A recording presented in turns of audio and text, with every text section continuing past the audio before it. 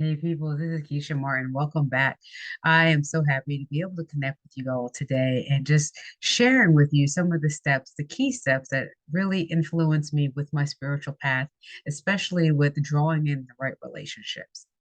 If you've ever been stuck in a relationship, wondering um, should you continue with the relationship or should you end it? Then this is definitely a video for you because there's so many times like you end up in these crossroads and you start to wonder, should I keep up with this thing? Like, should I be patient enough with it? Am I sticking it out long enough? I've already spent so much time with this person. However, I'm just not seeing all the things that I am really looking to get from this person, you know? And you've probably done the things where you read the articles and you're seeing like, okay, I want him to show up or her to show up in this way of light. And no matter what I say, what I do, I'm not getting the right result. So this is all about really changing the energy within you so that way you can start to receive the type of love that you're looking for. Now, I've been there and wanted to just come on just to explain like how this is more an energetic thing versus this mindset game playing cycle that you can really land yourself into.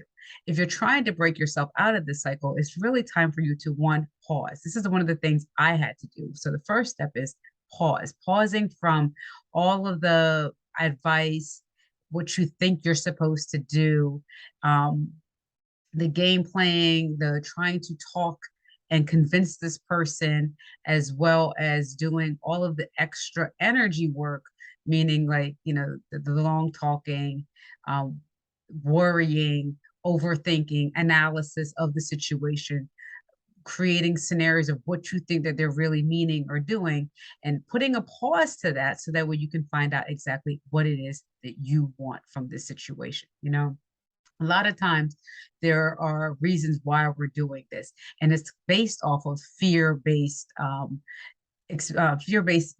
thoughts, and these are coming from the bad experiences that we've had, maybe from an ex, a parent, a bad failed friendship or relationship that you've had that somehow has created some level of PTSD inside of you that's causing the drawback. So now we're carrying like the anxious attachment style patterns, where as soon as they're starting to get close, we're doing the things to push them away.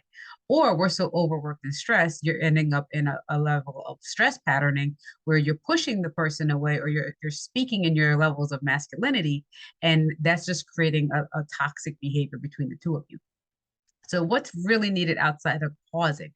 When you're pausing, that's one thing. So that way you can actually start to breathe deeper, relax into it. So that way you can actually start to get in alignment with your heart. So two, learning to get into an alignment with your heart. What takes that is allowing yourself to ground and actually be in your body. A lot of times when you are stressed, you don't really even realize it. I know I didn't. Would start realizing how often you pop out of it, meaning like you're so aloof and in your thoughts and away from feeling into what your body's trying to signal and tell you, that you're not in touch with your own intuitive abilities. When you're not in touch with your own intuition, now you're going off of the anxious thought patterns. These You're doing what you think the other person wants you to do. You're doing what you think other people think you should do, and you're not doing exactly what you need to do. And that pause is really going to bring you into feeling back into your heart, so that way you will know what you need to do, what's best for you to do in that moment. What's best for you in that moment could be to either rest, it could be to take action, maybe give the person a call, or maybe like really dive into some inward introspective questions or reflections to see what's actually causing the level of anxiety that's having you have the racing thoughts, creating a narrative, thinking that the other person is maybe doing something or they're not showing up for you, and creating like matching them off to your list, which whether this is an actual intimate relationship or friendship, we can have this tendency to be like, okay, there's creating a cycle where it's actually revolving around us and not even realizing that that's what we're doing. So that leads me into step number three. If we take the focus off of ourselves and the anxious attachment styles ways of being, then and we start to actually breathe into our bodies and start to feel into our heart, we are now more grounded in being into our heart. And when you're that way, it's easier for you to actually show up for the other person, which is number three, how you can actually help support the other person versus trying to find a way of why they're not showing up for you. You know, a lot of times we forget that and we get so isolated in our thoughts of healing that we just put everything on us. Like, so unless they're showing up doing this, doing that for us, we're not going to budge. And what's actually happening with that is that energetically, we're creating some levels of resistance. We're resisting the idea of changing. We're resisting the idea of opening up. And that's really based on our internal fear of actually allowing ourselves to connect to somebody on a deeper level. Because we have this fear of connecting with someone on a deeper level, what's happening is we're now putting up these big blocks. So unless they can match all the things, like all the things on the list, you're not going to show up. And that's actually a very bad thing to do, because now what's happening is you are creating resistance, not just in the flow of your relationships, but probably in the levels of abundance and your health, as well as your own mental clarity. So it's like you have to think of your whole physical being and as one unit, which contains your spiritual body and allows the energy to flow fluidly through your entire being. Now, when you create a resistance, AKA that block, AKA meaning I'm not going to do something unless this person does B, C, D, E. Now we're putting this high level of control and demand that is truly creating a resistance. Now, how is this creating a resistance? Is because we're not allowing ourselves to truly be connected to the source and connected to all of the energy around you. Because in that particular moment, you may need to show up in another way. Remember, like when they say currency, and when you think in terms of money, currency is the word current. Current means flow, you know? So when you have that flow moving through you, you now are allowing everything to come and high levels of abundance and high levels of attraction as you are asking for. Now, if you're finding that with you resisting, you may realize if you start to feel into your body, which is why step number 2 is all about getting back into your body, you'll notice you'll feel it, whether a shoulder pain, back pain, you might feel tightness somewhere. And that's all coming from you actually holding on to this energetically.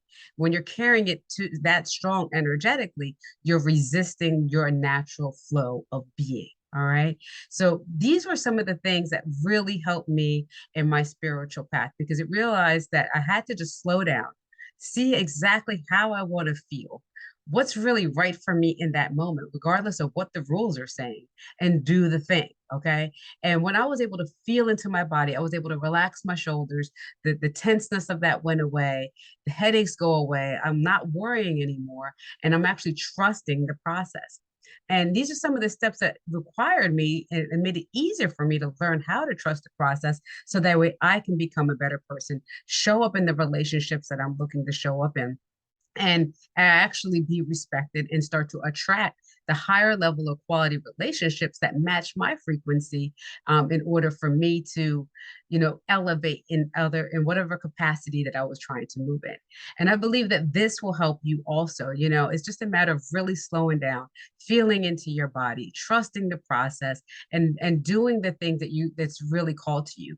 Now, if you want to learn more what the signals are, how your body actually speaks to you, I actually offer unique programs as well as drop-in meditations. So you just go ahead and click down on the link below and you'll be able to see some of, we can actually chat one-on-one, but learn some of the techniques energy wise, so that way you can actually start making more intuitive decisions versus following through the anxious styles. Because what's crazy about things is that they can actually feel identically the same. You can feel just as anxious, just as like, oh my gosh, as for something great in your life, as well as it's something like, oh, maybe you should stay away from, not something bad.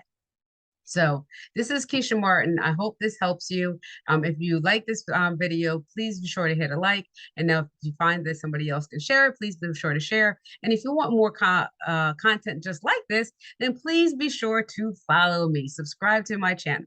Until next time, I'll see you then. And this is Keshia Martin.